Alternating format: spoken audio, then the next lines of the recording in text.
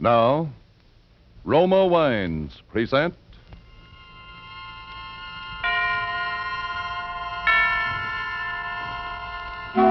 Suspense.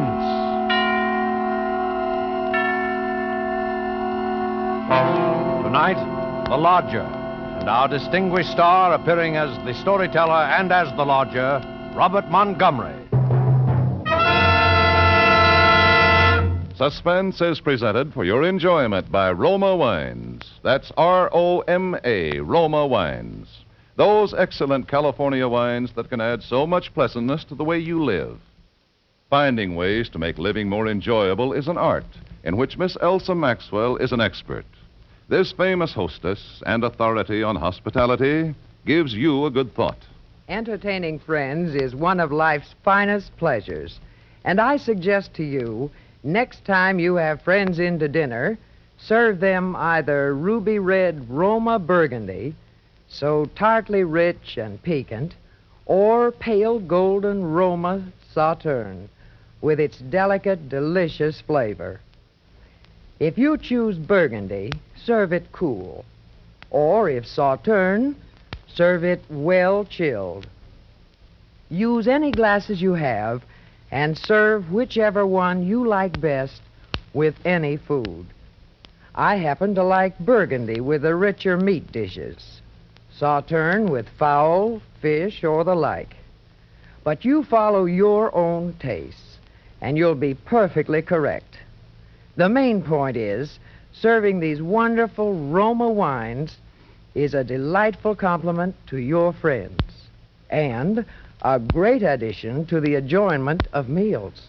Well, the only possible thought I can add is that Roma Burgundy and Sauterne, like all Roma wines, are the best that California's magnificent sun-ripened grapes can provide in fine flavor, color, and fragrance, are always unvaryingly good and delicious, protected by all the ancient skill of Roma's noted wineries.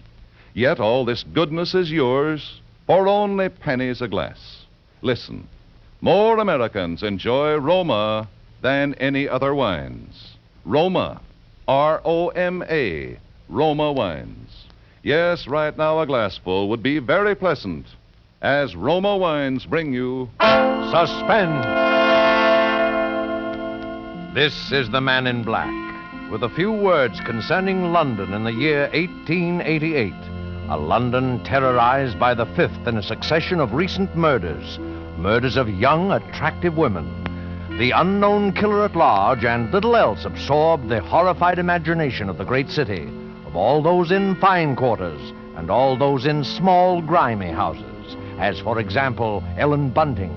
Ellen was no different from all the other middle-aged housewives dwelling in squalid Whitechapel.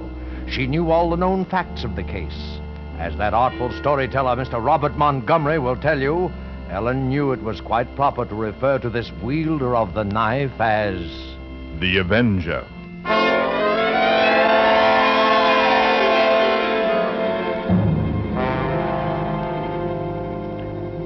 On Thursday night, the 16th of April, 1888 it was, Ellen Bunting and Robert, her husband, sat before their fireplace reading the newspaper account of the latest murder. The Avenger had struck again.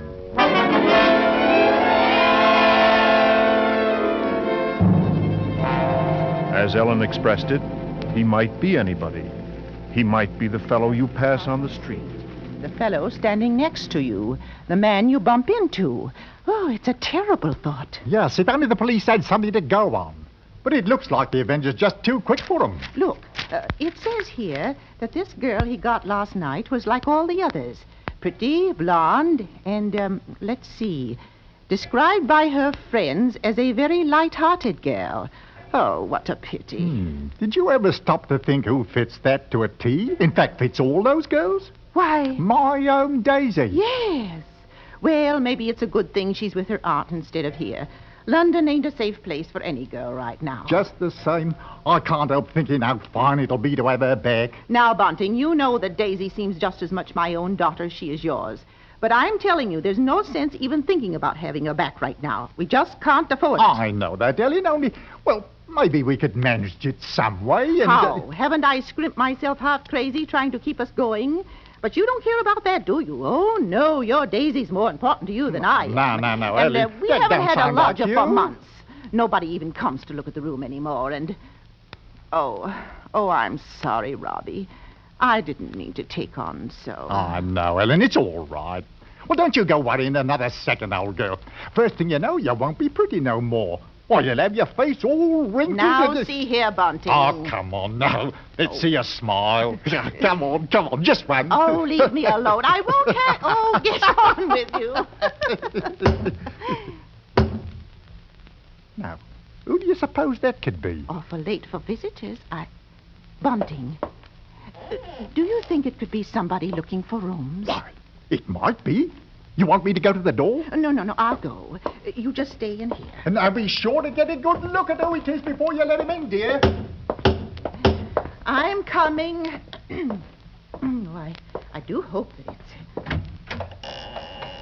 Yes, sir? Is it not true that you let lodgings? Yes, sir. Won't you come in, sir?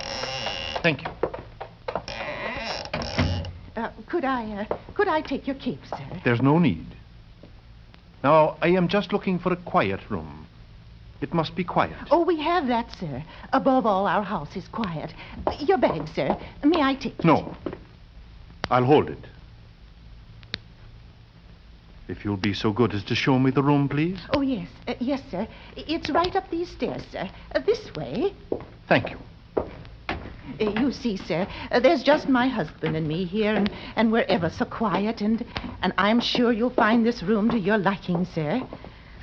Here we are. Now, I'll just light the gas. There. Very good. It is pleasant, isn't it, sir?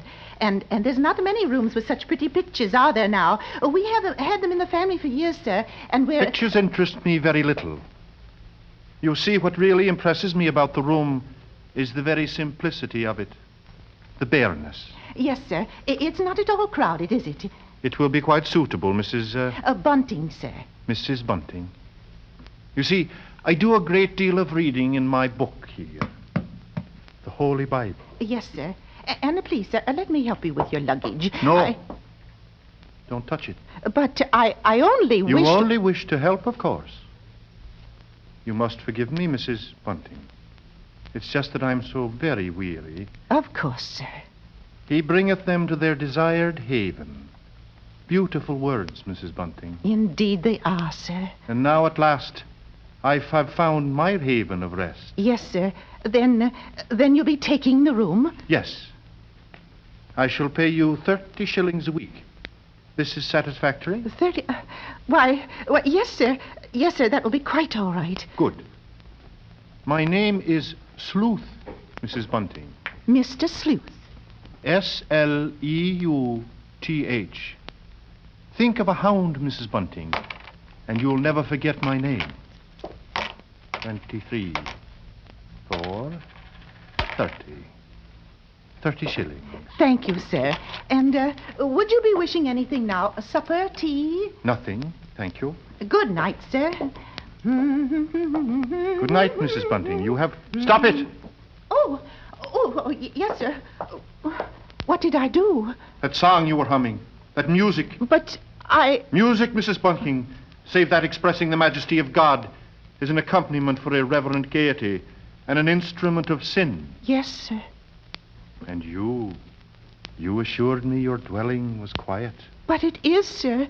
Believe me, sir, I didn't mean any harm. Of course. I'm sorry, Mrs. Bunting. I fear I spoke sharply. I don't wish you to think me rude. After all, you have been so kind, so considerate. I hope I know a gentleman when I see one. Thank you. Thank you very much. And on second thought, perhaps a bit of bread and butter would be pleasant. Bread and butter? Certainly, sir. I'll have it in an instant.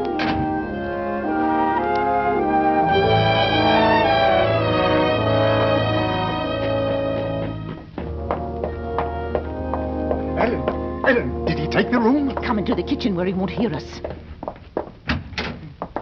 Ellen, he took it. He took the room. Yes, Robbie, we're all right now. Look, 30 shillings a week in advance. Oh, it's wonderful, wonderful. Ellen, do you see what this means? Yes, you can have Daisy now. Here, Bunting, hand me that dish. Right.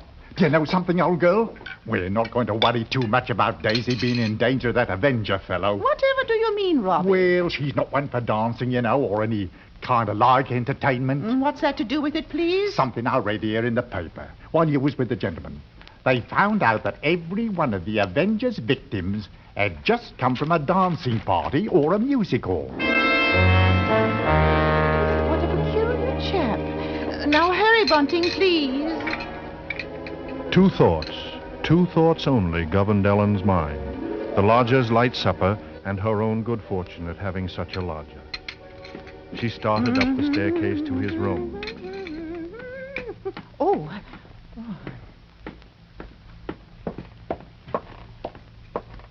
She hath cast down many wounded from her. Yea, many strong men have been slain by her.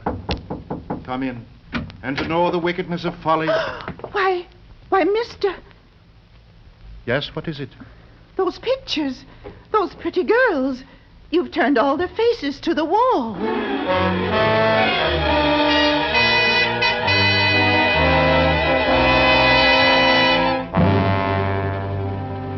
And that maneuver, that strange action, was the beginning of Ellen's concern. The day following, the lodger did not leave the upstairs room once, nor did he leave the next day. And the oddness of this occurred to her, and the approaching arrival of Daisy, her stepdaughter, added to her concern. On the second night, her sleep was restless with vague, disturbing images. And so when she heard the first stealthy footsteps outside her bedroom, she was instantly awake. Oh, Tensely, she followed those steps down the stairs, down the hallway. She heard the front door open and then click shut.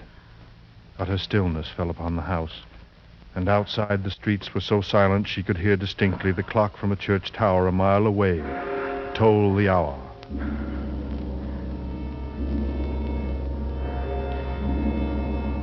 In her troubled fancy, she pictured a long figure plodding through the deep fog, moving quietly, stealthily, searching, stalking, finding. When, soon after, she heard the lodger return, she sought to quiet the horrible dread which had possessed her. But for Ellen there was no more sleep, merely a tormented state of half-consciousness, which suddenly dropped from her soon after dawn. Horrible murder! Horrible murder. That was the piercing scream of a newsboy far down the street. The Avengers strikes during the night! Ellen Bunting heard the boy cry out the Avenger's latest stroke, made during the night. no. Extra special horrible murder at King's Cross! Avenger takes 6 victims special! Avenger is recognized! Another load victim of night! Avenger strikes again! Avenger! Victim of night! Horrible murder! Avenger!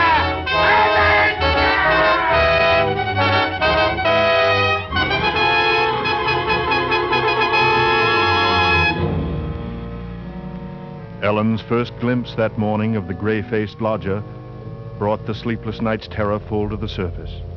But on the next instant, she saw the pitiable, helpless weariness in his eyes, and curiously, the terror began to pass. She found that she was hoping desperately that her fears were unfounded. To lose 30 shillings a week, perhaps because of a mistake? No. She must be certain, before she spoke to a soul. She knew that there was one thing she must examine, the lodger's single piece of luggage. What could it hold? Not much in the way of clothing, surely. It was too small, too narrow. It was more like a case. A case for a knife.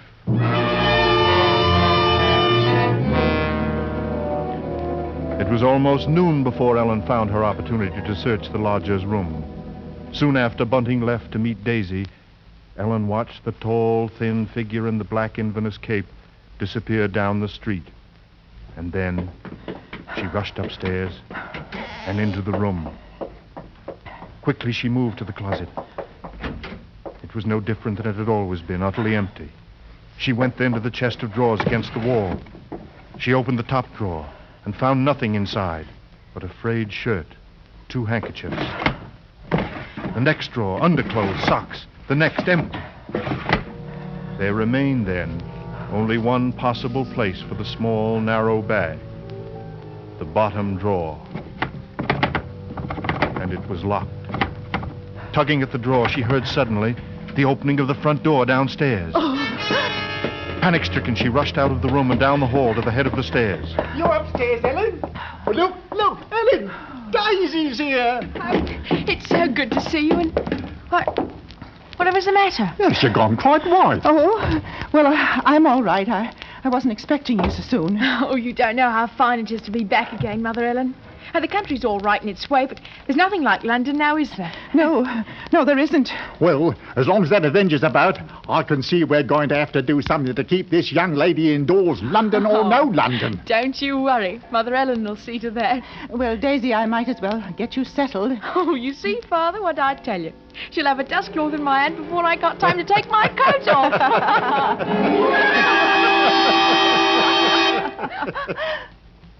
Mr. Sleuth. Mrs. Bunting? I see my door is open. We was just leaving, sir. Does this mean that all of you have been in my room? Oh, not all, sir. What must I do? Keep it locked? But you see, sir, I was just tidying up a bit, and Mr. Bunting, he brought his daughter up, sir. She's just arrived. This is Daisy, sir. Pleased to meet you, sir. She's been away for quite a long while, you see, Mr. Sleuth, and that's why we're a bit excited, you might say. Yes, you must have been surprised when you came in hearing us laughing and carrying on that way. Yes, I must say I was. However, Miss Daisy, there are all types of joy, are there not? Yes, I'm sure there are. The despicable evil joy of the abandoned and the divine happiness of the blessed. A vast difference, that. You do understand me, don't you? Why, yes, sir. Yes, Mr. Sleuth. I devoutly hope so, Miss Daisy. Nowadays, there are so very few young women like yourself who do. All women are placed on this earth filled with evil. They therefore must struggle constantly to find the paths of righteousness. Why, Mr. Sleuth, you mean a girl's not to enjoy life at all? Not to have fun? Frivolity, my child, is the devil's breeding ground. All his implements are there. Pleasure, impropriety, the temptation of music, dancing. Oh, that's crazy. Why, there's nothing I like better than an evening of dancing. You dance? She didn't know what she was saying, Mr. Sleuth. Just a child. And Daisy, you know you've never been one for dancing. You never even learned how to. But I did learn, Mother Ellen, while I was away. And what's so wrong about it? What's the harm in just a nice dance? She lieth in wait as for a prey, and increaseth the transgressors among men. I don't know what you mean. I never heard such nonsense. You call Holy Scripture nonsense? So, what I prayed against is true.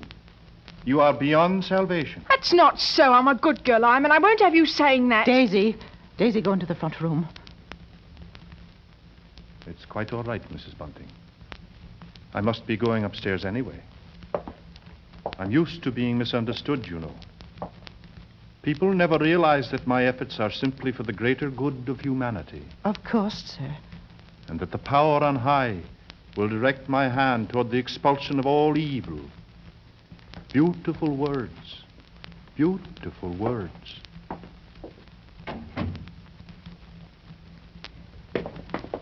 Daisy, listen to me. Yes? I've got to tell you about... About what, Mother Ellen? Nothing. I've got to go out for a while. I'll be back.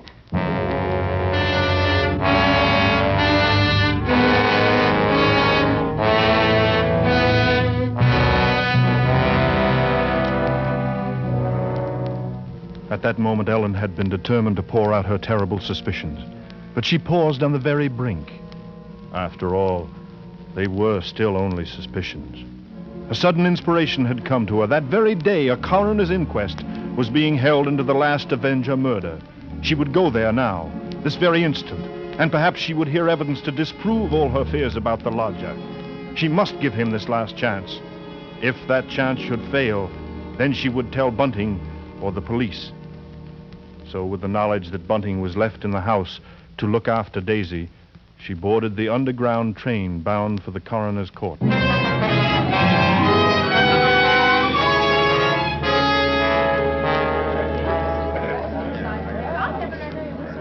Ellen, seated at the rear of the inquest room, listened to each of the witnesses, and from one of them she found the first hope she had known for many days.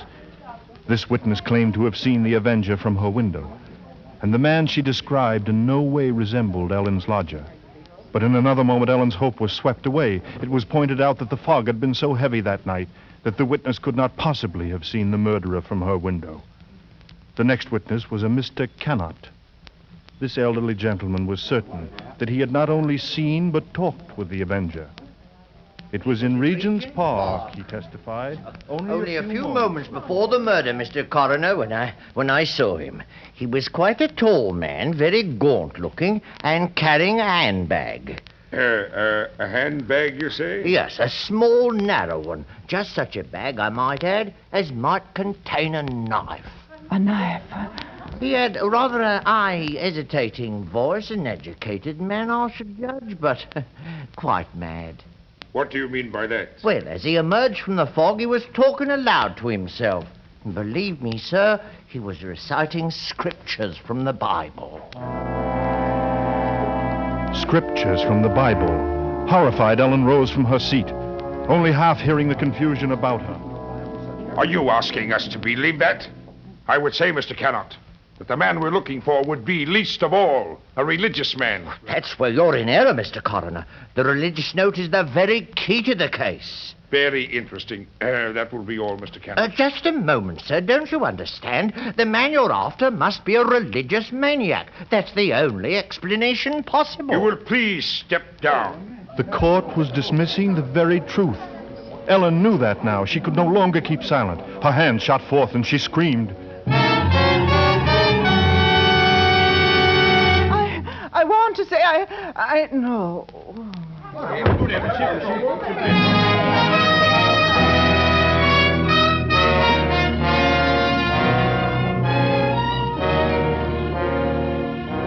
On the verge of speaking, she had fainted. And then when Ellen was revived a few minutes later, she said nothing. Her brain was in too great a turmoil, her nerves too shocked. Like one in a dream, she allowed herself to be led from the courtroom. And then she made her way toward the underground. A faint, distant rumble of thunder never even reached her consciousness.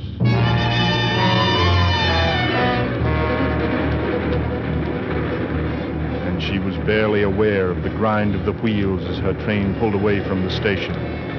Then, with the force of a mighty blow, the full realization struck her. No doubt any longer. Mr. Sleuth, her own lodger, was the murderer. He was the Avenger. The Avenger. The Avenger. The Avenger. The Avenger.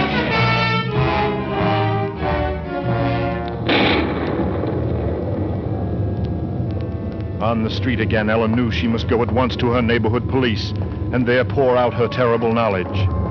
But with each moving footstep, with each heavier boom of thunder from the rainstorm that was almost there, the grip of terror grew tighter and tighter about her.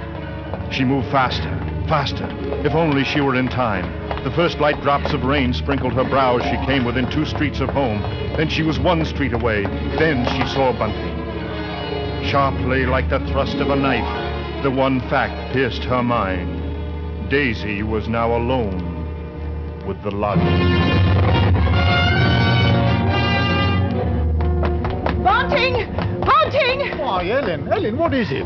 Tell me, Bunting, where's Daisy? Where is she, I say? Well, Daisy, Where's why, Daisy? why, she's at home. Why? Listen to me. Try to understand. Sleuth is the Avenger. What? What are you saying? Our lodger. He's the Avenger, Bunting. Daisy's in danger. Oh, Hurry! Yes, Daisy! Daisy!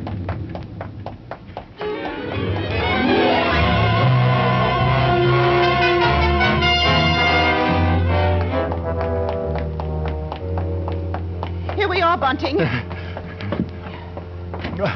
Daisy! Daisy! Daisy! Where are you? I'll look in the kitchen, Bunting. You try the sitting room. Daisy! Daisy! Where are you, Answer me, Daisy! Daisy! Oh, yeah, let's try the bedroom. Oh, she's not there. What about the dining room? I looked. She's not there. She's not downstairs. Then there's just his room.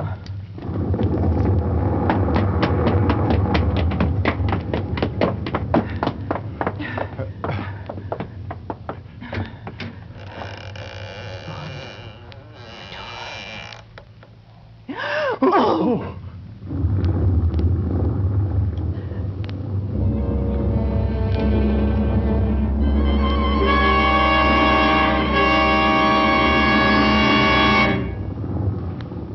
If I forget thee, O Jerusalem, let my right hand forget her cunning. And now hear me, O Lord. Daisy! I have not forgotten. I am ready. The knife. He's got the knife. Ready to smite thine enemy. For man born of woman is born unto trouble, and I shall cleanse thy kingdom on earth. Yea, I shall show her thy wrath from heaven. No! Stop! Speak, O Lord. Daisy! I am ready. The power on high will direct the expulsion of evil. Yes, yes, O Lord. Thy servant heareth. And now...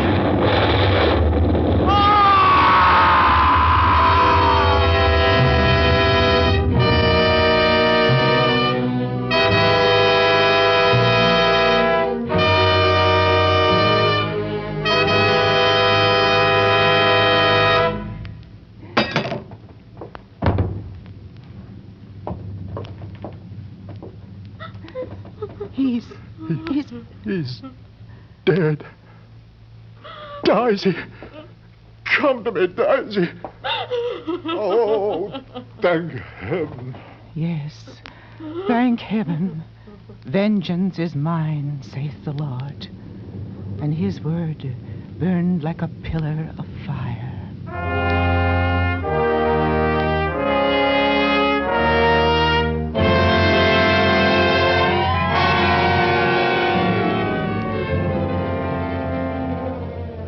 Death by act of God.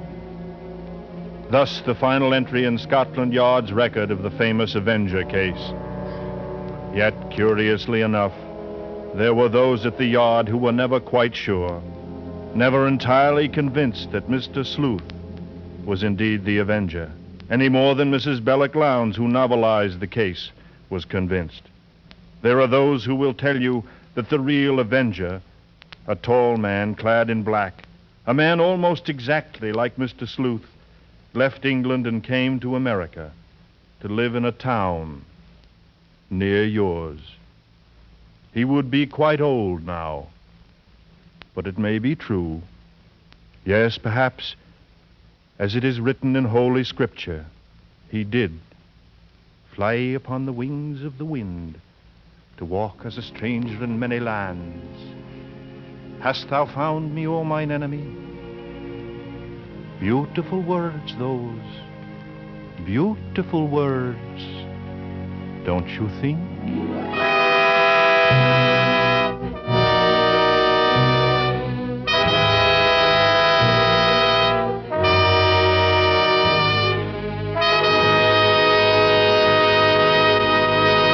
And so closes The Lodger, starring Robert Montgomery, tonight's study in Suspense.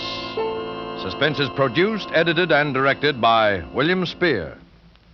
In everything she says about enjoying Roma wine when entertaining and with everyday meals, Miss Elsa Maxwell holds out for simplicity and common sense. I've often been a guest in great homes abroad, where enjoyment of good wines is as much a part of life as eating. And I tell you, the kind of glasses in which you serve your Roma wine is completely unimportant. Just use any glasses you have. Serve whatever Roma wine you like, with whatever food you prefer. That is smart, simple, and always a delight. The important thing, Miss Maxwell says, is to have Roma wine and enjoy it regularly. Roma wines are California's finest, always extra good, unvaryingly fine in flavor and quality, yet only pennies a glass. So don't miss this simple, easy, enjoyable addition to daily living. Remember, more Americans enjoy Roma than any other wines. Robert Montgomery appeared through the courtesy of Metro-Goldwyn-Mayer, to whose studios he has just returned, having been ordered to inactive duty after 3.5 years' service with the United States Navy. He will shortly begin work on the production, They Were Expendable. Next Thursday, same time, you will hear a radio play based on the RKO picture, The Brighton Strangler, with Mr. John Loder and Miss June Dupre as your stars of Suspense. Presented by Roma Wines, R-O-M-A, made in California for enjoyment throughout the world.